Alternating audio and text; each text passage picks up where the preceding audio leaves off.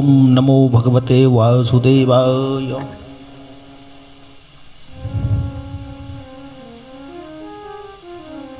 रामाय रामचंद्राय रामभद्राय वेधसे रघुनाथाय नाथाय सीताय वतये नमः।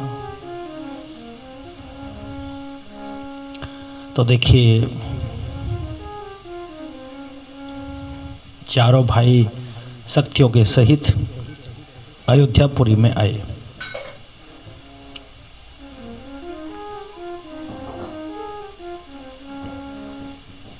महाराज वशिष्ठ जी को प्रेम सहित विदा की और बहुत चल दिया। विश्वामित्र जी जैसे आए थे वैसे ही प्रस्थान कर गए। आजकल की बात होती तो कहते भाई तुम्हारे बच्चों का विवाह कराया है, 4 पहिया गाड़ी से छोड़ के आओ। कहा भी महाराज दशरथ जी ने कि रथ से छोड़ दे, मगर नहीं,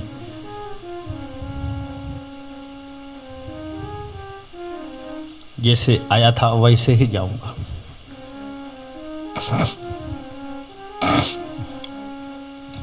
महाराज दशरथ जी ने बहुत अच्छी बात कही। नाथ सकल संपदा तुम्हारी, मैं सेवक समेत सुत नारी। बहुत अच्छी बात कही।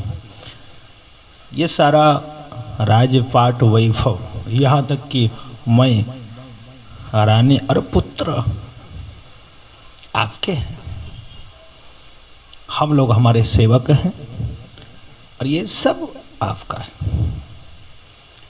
बस इतना कोई कह दे भले पर दक्षिणा न दे, इतना कह दे कि ये सब आपका है, मन प्रसन्न हो जाता है।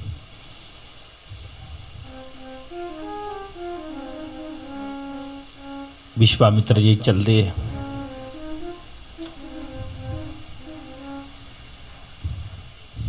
जब से राम जी विवाह करके घर आए हैं, मंगल उत्सव मनाए जा रहे हैं। मेघ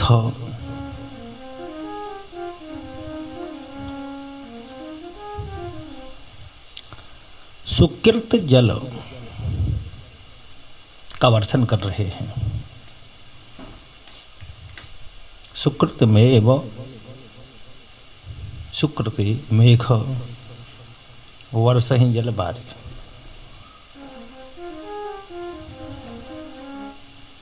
रिद्धि सिद्धि और संपत्ति जो नदियां हैं वह अयोध्या जी में आई। नदियों की गति क्या है? नदियां सागर में जाकर विलय हो जाती हैं। अंत जो गति है, जो निर्माण पद है, वह समुद्र है।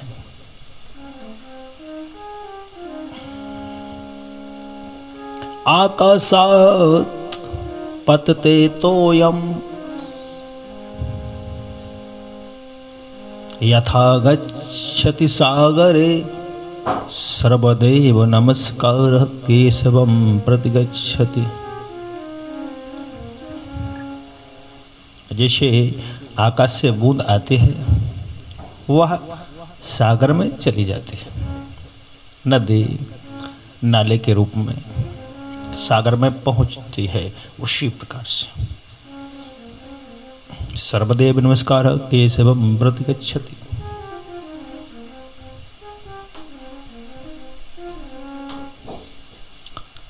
सारे लोग सुखी भगवान राम का दर्शन करके। 12 वर्ष व्यतीत हो गए। सुख का समय महाराज समझ नहीं आता है कब वो निकल जाता है। 12 वर्ष व्यतीत हो गए। सब लोग सुखी हैं।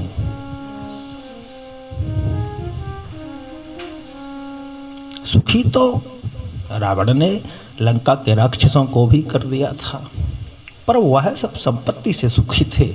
यहाँ अयोध्यावासी भगवान राम का मुख कमल देख करके सुखी है।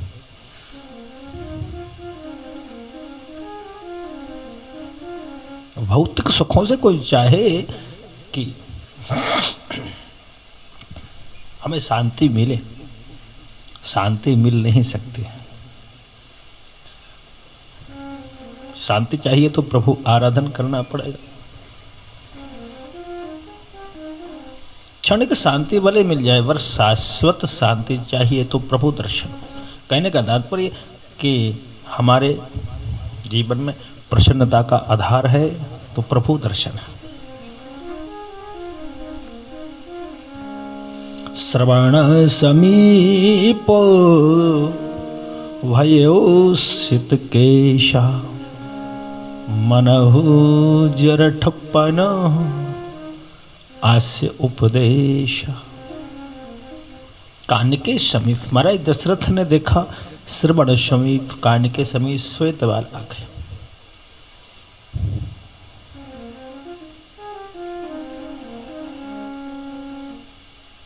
क्योंकि जो करो सो आज समय के अनुसार हमें करना चाहिए। समय समय की होता है, समय समय की बात। राम जन्म का दिन बड़ा, कृष्ण जन्म की रात। जो बात गई वो बात गई, वो बात न वापस आएगी। बारात गई बारात गई, बारात न वापस आएगी। देखो, संपत्ति तो फिर आ जाएगी, पर समय जो निकल गया लौट करके नहीं आएगा। इसलिए समय का ज्ञान होना चाहिए।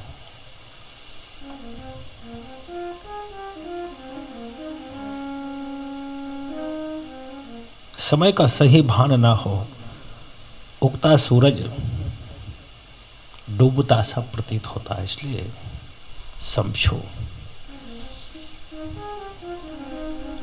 समय को समझो। संतों ने बहुत अच्छी बात कही है।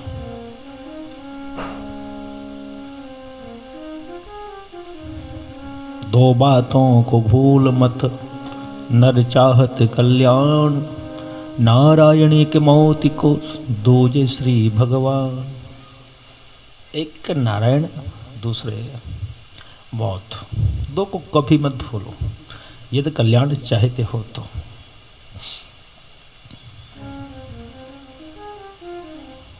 भगवान का भजन अवश्य करो। हरि का भजन पेट का धंधा, जो न करे मूर्ख और अंधा। मान लो व्यक्ति की उम्र 100 वर्ष की है, 50 वर्ष सोने में गंवा देता है। 100 वर्ष में से 50 वर्ष सोने में गंवा देता है, और आखिरी के 20 वर्ष शरीर को संभालने में, कहीं कमर में दर्द तो कहीं घुटनों में दर्द। अब बताइए भजन कैसे करेगा। प्रारंभ के जो 20 वर्ष हैं खाने खेलने में निकल जाते हैं। जो समय बचा वो गृहस्थी में, पुत्रों के लिए, पत्नी के लिए। अब बताओ भजन कब करेगा, कहाँ से करेगा। श्रवण समीप भयसित केशा। महाराज दशरथ के कान के पास बाल सफेद हुए। सोचा कि बुढ़ापा आ गया है। आजकल की बात मत करना, खान पान दूषित है, बच्चों के भी सफेद बाल आ रहे हैं। देखो, उपदेश लेने वाला कहीं से भी उपदेश ले सकता है।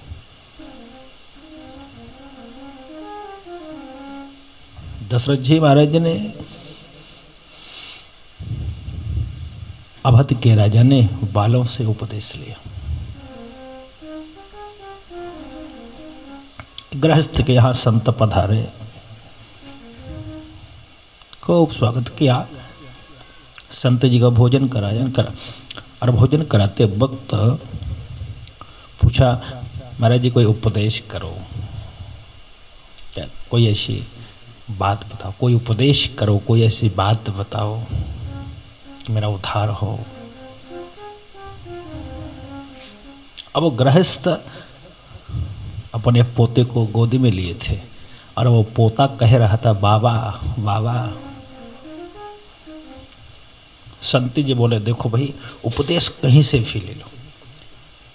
तो बच्चा उपदेश दे रहा है, बाबा बाबा कह रहा है, अरे बाबा बन जाओ ना, घर को छोड़ दो। गृहस्थ ने कहा कि बात सही है महाराज, ये बाबा बाबा कहता है तो लगता है मुझे बाबा बन जाना चाहिए। लेकिन थोड़ी देर बाद फिर बेटी का बेटा आ जाता है और वो कहता है नाना नाना।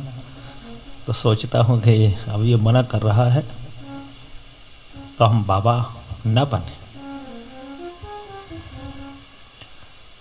महाराज दशरथ ने विचार किया कि बुढ़ापा आ चुका है, तो गुरु जी के पास गए। निजे सुख दुख सब गुरु ही सुनायहु। गुरु दरबार में गए और जाकर के उनको प्रणाम किया। कहा कि सब पायऊ रज पावन पूजे, आपके चरण कमलों की रज को पूज करके सब कुछ प्राप्त। बहुत बड़ा राज्य, बहुत वैभव, सब आचरण पुनीत पवित्र, आचार वाली रानी है, आज्ञाकारी पुत्र। बस एक काम बाकी रह गया है। बोले कौन सा? तो महाराज ने कहा बस पुत्र को युवराज बना दो।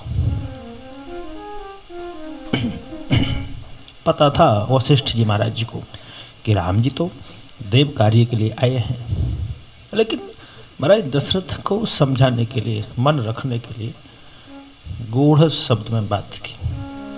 बेग विलंब न करी नृपो, साजिय सबुई समाज, सुदिनी सुमंगल होहि जब, राम होहि जब, राम होहि युवराज। सुदिनी सुमंगल जब ही तब, राम होहि युवराज। बस इतना सुना महाराज दशरथ घर आए और सबको आज्ञा दी। सब दास दासियां नगरवासी पूजन की सामग्री जुटाने में लग गए।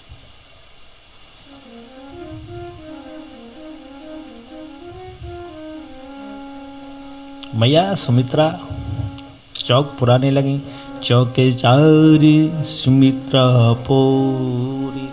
मैया सुमित्रा चौक पुराने में बहुत चतुर, बहुत कुशल। कौशल्या मैया ने दान दिया ब्राह्मणों को। सब ने अपने अपने द्वारों को सजाया। मंगल कलश, सुपाड़ी के वृक्ष, आम्र पल्लव। जय, कल हमारे राम को राजा बनाया जाएगा। बहुत प्रसन्न है। नगरवासियों के उत्साह में, तैयारी में कोई कमी नहीं। और नियति क्या कराएगी ये अलग बात है।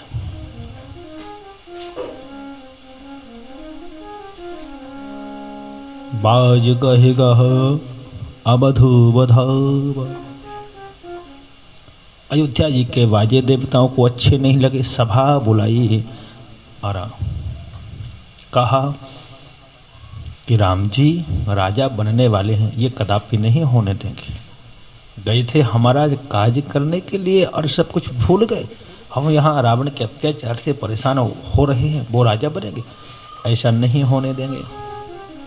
मैया सरस्वती जी को बुलाया, वो प्रकट हो गए। बोले क्या बात है देवताओं? तो कहा मैया हम बड़े परेशान हैं। बोले क्या? देखो राम जी कहीं राजा बन गए ना, हमारी परेशानी दूर होगी नहीं। सरस्वती जी बोली भाई मुझे क्यों बुलाया है, मुझे क्या करना है और तुम्हें क्या परेशानी है? तो देवता बोले विपत्ति हमारी बिलो की बड़, हमारी बहुत बड़ी विपत्ति है। तो मैया ने कहा कि दो एक विपत्ति कहकर सुनाओ तो मैं समझूं। तो देवताओं ने कहा कि देखो रहने के लिए घर नहीं, खाने को भोजन नहीं, इस पर भी राजा रावण के दरबार में हमें हाजिरी लगाने जाना पड़ता है। ये विपत्ति क्या कम है? आज ही कर सको तो करो, कल राम जी राजा बन जाएंगे, फिर कुछ नहीं होगा। भैया सरस्वती पछताने लगी, बोले आप चिंता